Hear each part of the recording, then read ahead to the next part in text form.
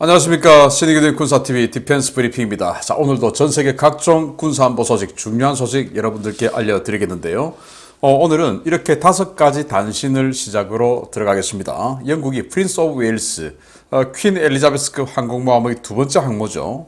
이게 지금 이제 북해 쪽에 작전하고, 그리고 지금 이제 지중해로 들어간다는 겁니다. 아마 러시아 함대를 견제하기 위해서 그런가 본데, 그 소식에서부터 우크라이나가 이 하푼 지대함 미사일을 남부 해안 지역에 배치했다라는 것을 공식 확인했어요. 이 소식까지 5가지 알려드리고, 그리고 중요한 2가지 소식 알려드리겠는데, 호주 지금 큰일 났습니다. 호주가 큰일 난 문제는 뭐냐? 이 중국과 관련한 스탠스가 완전히 바뀌게 됐어요. 호주가 지금 정권 교체가 되는데 좌파 정부가 들어왔습니다.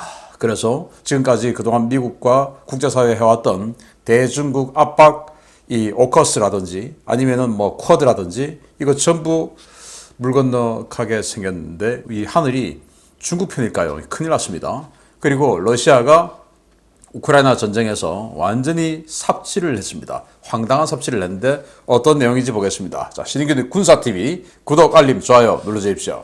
영국의 퀸 엘리자베스급 항공모함 2번함 프린스 오브 웨일즈가 본격적인 작전 배치에 들어갔습니다. 첫 해외 기항지로 스페인을 찾았는데 지중해에 배치되어 러시아 함대를 견제하는 임무를 맡을 것으로 보입니다. 노르웨이가 21년 전 발주한 NH-90 헬기 14대 전량에 대한 계약 취소와 환불을 요구했습니다.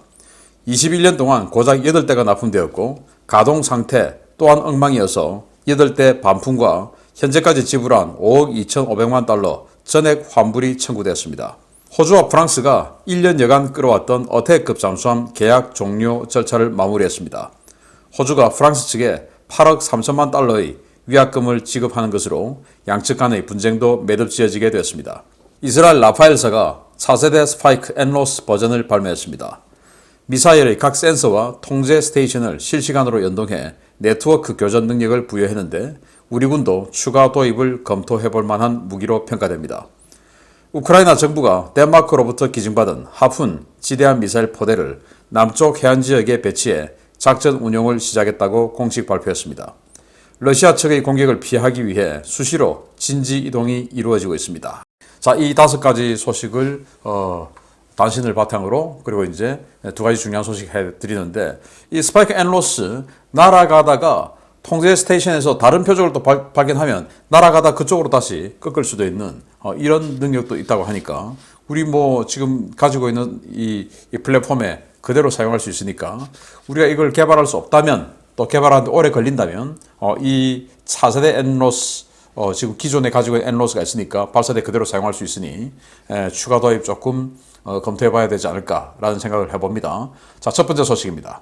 어느 나라나 자칭 진보, 엄밀히 따져서는 좌파 포퓰리즘 세력이 정권을 잡으면 국가 기반이 흔들리고 안보가 휘청거리는 상황이 벌어지는 것 같습니다. 지난달 들어선 호주의 새 좌파 정권이 지난 정권의 역점 사업이었던 공격 원잠 사업을 사실상 엎어버린 것으로 드러났습니다. 지난해 오커스 레짐을 출범시킨 호주 정부가 미국과 협의해 오는 2030년까지 미국산 버지니아급 공격 원잠 2척을 도입할 예정이었지만, 지난달 들어선 호주의 좌파 정권이 이를 엎어버렸다고 피터 듀튼 자유당 대표가 현지 시각 6월 10일 밝혔습니다. 자유당 스캇 모리슨 정부에서 국방장관을 맡았던 듀튼 대표는 현지 언론과의 인터뷰에서 앤서니 앨버니지 정부가 지난 정부에서 추진되었던 미국산 버지니아급 공격 원잠 도입을 엎어버렸다라며 이로써 호주의 원자력 잠수함 보유가 요원해졌다라고 비판했습니다. 지난 호주 정부는 미국과 협의해 10년 안에 버지니아급 공격 원잠 2척을 도입하고 기술 이전을 통해 호주 현지에서 호주형 공격 원잠을 건조할 예정이었는데요. 더튼 대표는 지난 총선에서 자유당이 승리했다면 늦어도 7, 8월경에는 이 같은 원자력 잠수함 도입 계획을 발표할 수 있었을 것이라고 밝혔습니다. 그는 노동당 집권 이후 이제 호주는 원자력 잠수함 도입은 물론 오커스 레짐에서도 멀어지고 있다라며 이들의 행보는 분명히 호주 국익에 부합하지 않으며 대단히 우려스러운 일이다 라고 비판했습니다. 지난 5월 22일 8년 만에 정권을 탈환한 노동당 정부는 표면적으로 기존 정부의 반중 기조를 이어갈 것이라고 밝히고는 있지만 총선 과정에서 중국 관영 매체와 호주 현지 중국인들의 전폭적인 지지를 받은 바 있는데요. 이를 두고 블룸버그 통신은 최근 쏟아져 나오는 앨버니지 총리의 반중 강경 발언은 노동당 내 기류와는 전혀 다른 것이며 이로 인해 호주의 반중 동맹 이탈에 대한 우려가 제기되고 있다는 분석을 내놓기도 했습니다. 호주 노동당은 독일 3인당이 주도해 만든 이른바 진보 동맹의 일원으로 사회주의를 추구하는 좌파 정당인데요. 전통적으로 이들은 친중 행보를 걸어왔고 집권 이후 중국과의 국방장관 회담을 부활시키는 등 노골적으로 친중 행보에 시동을 걸고 있습니다. 호주 노동당은 원자력 잠수함 프로그램을 사실상 사장시키고 강성 노조가 요구하는 콜린스급 잠수함 성능 개량과 개량형 건조 등의 황당한 사업적으로 건함 계획을 대폭 수정하는 방안을 검토 중인데요. 호주의 이런 행보에 자유민주주의 진영 각국의 우려 섞인 시선이 쏟아지고 있습니다.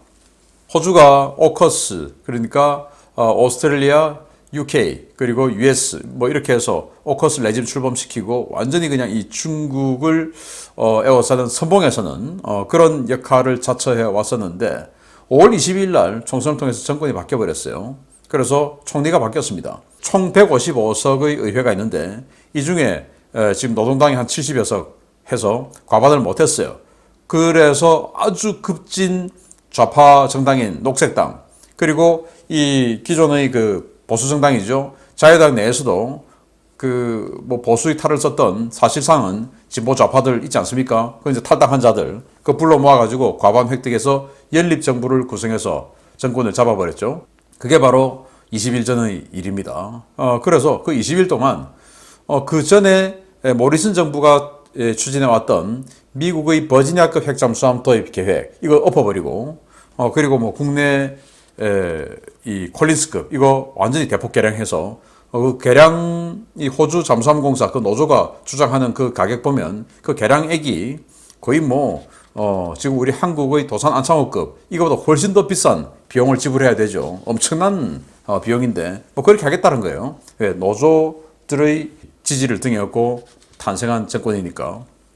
근데 그건 그렇다 치고 이 중국을 압박하기 위해서 쿼드, 그러니까 인도까지 집어넣어서 쿼드, 그리고 또 오커스 이런 레짐을 막막 출범시켰는데 이게 지금 호주가 이제 이런 식으로 되면 안 되는 겁니다. 중국 이 포위 전략이. 왜냐? 이 정부가 출범하니까 황구시보 같은 데서 환영한다 하고 아주 좋아하고 그런데 이 총리는 반중기조 계속 이어갈 거야 라고 하지만 실제 이 총리의 정치적 기반인 노동당은 안 그렇다 이겁니다. 그래서 지금은 그냥 립 서비스에 불과하다라고 블룸버그 통신은 분석을 할 정도이거든요. 정말 한국의 하늘이 중국 편인가? 정말 안타깝기 그지없는데요. 이 정당은 노동당은 그 독일 지금 정권 잡고 있는 3인당 거기하고 같이 다 해서 진보 동맹이에요. 독일도 지금 그래서 약속 안 지키는 겁니다. 원래 좌파들이 약속 안 지키기로 유명하지 않습니까? 왜냐?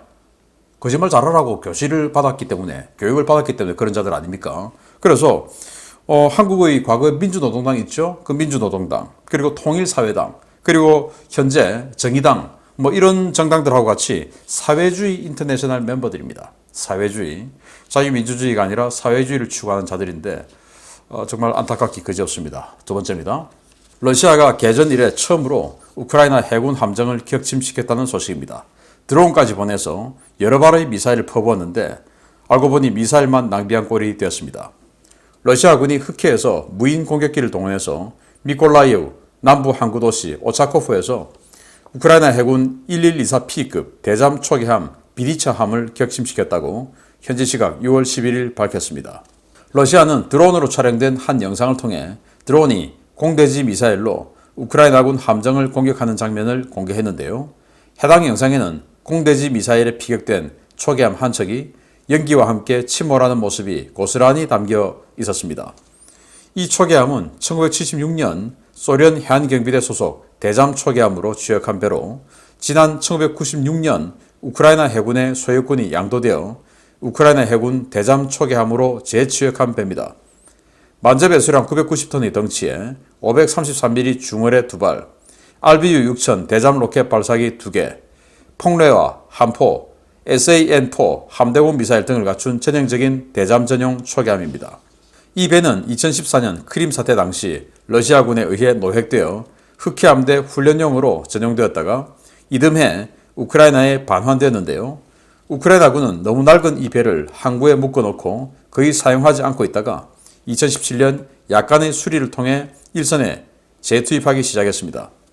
러시아는 이번 영상 공개를 통해 러시아군 드론의 격심 전과를 뽐냈는데요. 우크라이나 당국은 시큰둥한 반응을 보였습니다. 해당 함정은 이미 지난해 퇴역해서 오차코프 항구의 군사 박물관으로 사용하기 위해 군함과 정박지 인근에 공원이 조성되고 있던 배였기 때문입니다. 러시아는 이미 퇴역해 군사 공원으로 조성된 군함을 현역으로 오인하고 공격을 퍼부은 꼴이 됐는데요.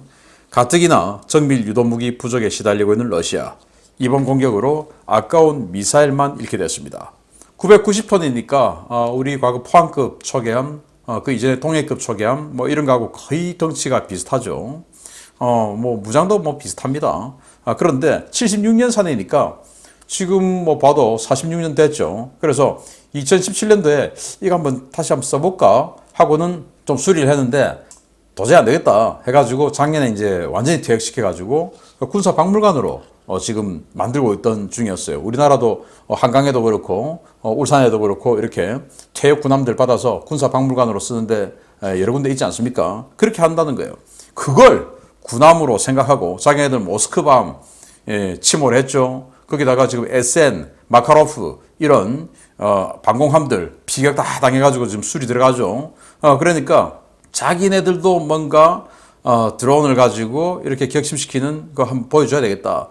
그러면 실제 쓰는 군함을 해야지. 군사 박물관 지금 이 공원으로 쓰겠다고 지금 공원 만들고 있는 이 배를 이렇게 격침시켜 버렸어요. 그리고는 우리 군함 격침시켰어 라고 자랑하는데 정말 어이없죠.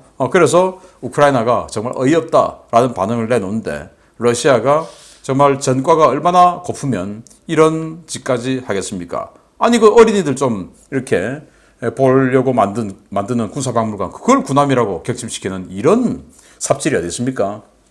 러시아가 한마디로 개 삽질했다라는 소식을 알려드렸습니다. 마치겠습니다. 감사합니다.